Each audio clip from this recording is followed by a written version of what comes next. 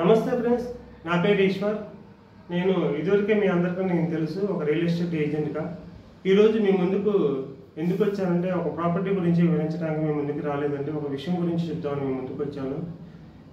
కింద కామెంట్ సెక్షన్లో కామెంట్స్ చేస్తున్నారు కదా, ఒక పర్సన్ కామెంట్ చేసిన దానివల్ల నాకు కొద్దిగా బాధ అనిపించిందండి. అందుకే మీకు దాని గురించి వివరిద్దామని చెప్పేసి మీ ముందుకు వచ్చాను. ఆల్రెడీ తమిళలో కూడా చూసే ఉంటారు. ఈ వీడియోని స్టార్ట్ చేసే ముందు ఒక చిన్న రిక్వెస్ట్ ఫ్రెండ్స్, ఈ వీడియోని కంప్లీట్గా చూడండి ఫ్రెండ్స్. నేనేం చెప్తున్నాను అనేది మీకు అర్థమవుతుంది.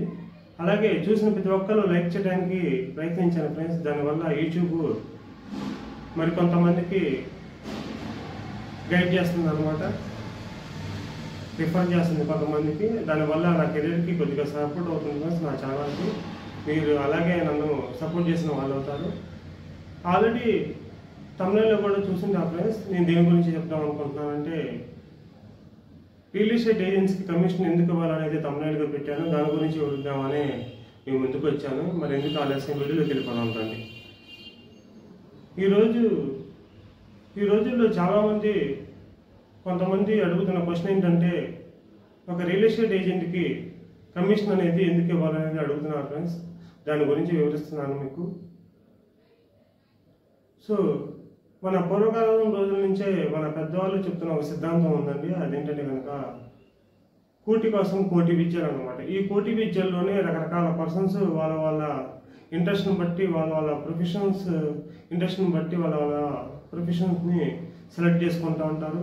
కొంతమంది డాక్టర్స్గా వెళ్తుంటారు, కొంతమంది లాయర్గా వెళ్తుంటారు, కొంతమంది పోలీస్గా వెళ్తుంటారు, కొంతమంది ఎంఆర్ఓ ఆఫీస్లో చేస్తుంటారు, కొంతమంది హాస్పిటల్స్లో చేస్తుంటారు, కొంతమంది మున్సిపాలిటీ ఆఫీస్లో చేస్తుంటారు, కొంతమంది రకరకాల డిపార్ట్మెంట్లో వాళ్ళ ఇంట్రెస్ట్ని బట్టి వాళ్ళ యొక్క లైఫ్ని లీడ్ చేస్తుంటారు అనమాట. అలాగే నాకు స్పెషల్ ఇంట్రెస్ట్ కోసం నేను నా రియల్ ఎస్టేట్ని సెలెక్ట్ చేసుకుని ఒక రియల్ ఎస్టేట్ ఏజెంట్గా కెరీర్ని స్టార్ట్ చేశాను ఫ్రెండ్స్. అలాగే నా లైఫ్ని కూడా నేను లీడ్ చేస్తున్నాను అనమాట.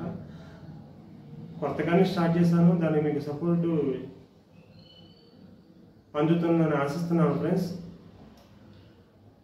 సో ఈ రకరకాల ప్రొఫెషన్లో మనం ఏంటంటే, కొంతమంది ఐటీ జాబ్లు కూడా చేస్తుంటారు. మార్నింగ్ ఏ ప్రొఫెషన్లో అయినా ఒక టైమింగ్స్ ప్రకారమే మంత్ మొత్తం మనం పనిచేస్తుంటాం.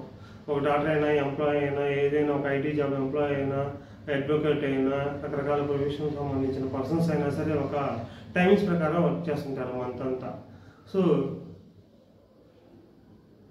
ఈ మార్నింగ్ ఐటీ ఎంప్లాయీ వచ్చేసి మార్నింగ్ 9 to ఒక టైమింగ్స్ ప్రకారం మంత్ మొత్తం ఒక 30 days దాకా వర్క్ చేస్తుంటాడు. దానికి సంబంధించిన సర్వీసు కంపెనీ నుంచి ఒక కాంపెన్సేషన్ రూపంలో శాలరీ ద్వారా క్రెడిట్ చేసుకుంటాడు, ఒక శాలరీ ద్వారా పొందుతుంటాడు. అలాగే ఈ రియల్ ఎస్టేట్ కూడా ఏజెంట్ కూడా తన యొక్క వర్క్ ఏంటంటే, బయ్యర్ తరఫున తను సర్వీస్ ఇవ్వాలన్నమాట. బయ్యర్ కొనేంత వరకు, బయ్యర్కి నచ్చేంత వరకు తన టేస్ట్ తగ్గట్టు ప్రాపర్టీస్ని చూపించాలన్నమాట. ప్రాపర్టీస్ని కొంతమంది బయ్యర్స్ 6 monthsలో కొంటారు, కొంతమంది 1 year కొంటారు అనమాట, కొంతమంది 3 monthsకి కొంటారు, కొంతమంది తొందరగానే కొంటారు. ఈ కొనిన తర్వాత మాత్రమే ఆ 1% కమిషన్ అనేది ఈ రియల్ ఎస్టేట్ ఏజెంట్ ఇచ్చిన సర్వీస్కి తను 1% కమిషన్ రూపంలో మీకు శాలరీ అయితే ఎలా అందుతుందో ఒక ఏజెంట్కి అలాగే అందుతుంది అనమాట. సో ఈ బయ్యర్కి మనం తన కొనేంత వరకు ప్రాపర్టీస్ని చూపిస్తూనే ఉండాలన్నమాట. చూపించిన తర్వాత మాత్రమే ఒక పర్సన్ అనేది సాటిస్ఫై అయ్యి తన ఒక ప్రాపర్టీని బై చేసుకుని రిజిస్టర్ అయిన తర్వాత మాత్రమే 1% కమిషన్ అనేది ఇస్తాడనమాట. సో అలాగే సెల్లర్ యొక్క ప్రాపర్టీ ఏదైతే ఉంటుందో ఆ ప్రాపర్టీని సేల్ అయ్యేంత వరకు బయర్స్ని తీసుకొచ్చి మనం ఒక రియల్ ఎస్టేట్ ఏజెంట్ అనేవాడు బయర్స్ని తీసుకొచ్చి ఆ ప్రాపర్టీని చూపిస్తూనే ఉంటాడు అనమాట. అది 1 yearకి సేల్ అవ్వండి, 2 yearsకి సేల్ అవ్వండి, అప్పుడు దాకా చూపిస్తానే ఉంటాడు. సో అప్పుడు దాకా తను ఇచ్చిన సర్వీస్కి తన ప్రాపర్టీ సేల్ అయిన తర్వాత ఆ ప్రాపర్టీ యొక్క వాల్యూ మీద ఇచ్చే 1% కమిషన్ ఇస్తాడనమాట ఎండింగ్లో. సో మీకు ఎలాగైతే ఒక శాలరీ రూపంలో మంత్ ఎండింగ్లో క్రెడిట్ అవుతుందో, ఈ రియల్ ఎస్టేట్ ఏజెంట్కి కూడా మంత్ ఎండింగ్లో కాకుండా ప్రాపర్టీ సేల్ అయినప్పుడు మాత్రమే అందుతుందన్నమాట కమిషన్ రూపంలో. సో ఫర్ ఎగ్జాంపుల్ తీసుకుందాం ఫ్రెండ్స్, ఒక పర్సన్కి మనం 1 year చూపిస్తూనే ఉన్నాం అనుకోండి. ఈ 1 year ఎండింగ్లో పర్సన్కి ఒక ప్రాపర్టీ సెలెక్ట్ చేసుకొని ఆ ప్రాపర్టీ వాల్యూ 1 crore అనుకోండి. దాని మీద 1% ఇస్తాడు. ఓన్లీ 1 lakh అనమాట. ఓన్లీ 1 lakh 1 yearకి ఇస్తాడు అనమాట. 1 yearకి ఇచ్చిన సర్వీస్కి ఇస్తాడు. దాంతో పోల్చుకున్న ఫ్రెండ్స్ తక్కువే కదా అది. అలాగే సెల్లర్ కూడా అలాగే ఇస్తాడనమాట. సో ఈ 1 year దాకా మీకు ఎలాగైతే మంత్లీ ఎక్స్పెన్సెస్ అనేవి ఉంటాయో మాకు కూడా అలాగే ఉంటాయి కదా ఫ్రెండ్స్. మంత్లీ ఎక్స్పెన్సెస్ ఫ్యామిలీస్ కూడా మాకు ఉంటాయి.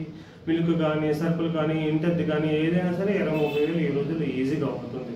ఈ 20,000-30,000ని మాకు సేల్ అవ్వకపోయినా కూడా సేల్ అయితే బాగానే ఉంటుంది. సేల్ అవ్వకపోతే మేము అప్పులు తీసుకొచ్చేలా పెట్టి మేము అవి పే చేయాలన్నమాట. అప్పుడు మేము అప్పులు పాలవుతాము. సో ఎప్పుడు ఏదైతే ప్రాపర్టీ సేల్ అయితే అప్పుడే మాకు 1% కమిషన్ అనేది వచ్చి మేము క్లియర్ చేసుకుంటాం ఆ అప్పుల్ని. కానీ ఏదైనా చేతిలో మిగిలితే కనుక అది నెక్స్ట్ మంత్కి పెట్టుకొని చేస్తుంటాం అనమాట. ఎక్కువ సేల్ అయితే బెటర్గా ఉండదు. కానీ ఎక్కువ సేల్ అయ్యే పరిస్థితి ఈ రోజు లేదు. ఎందుకంటే కాంపిటీషన్ అనేది హెవీగానే ఉంది. నెంబర్ ఆఫ్ మీడియేటర్లు ఎంతమంది ఉన్నారో మీకు కూడా ఐడియా ఉంది.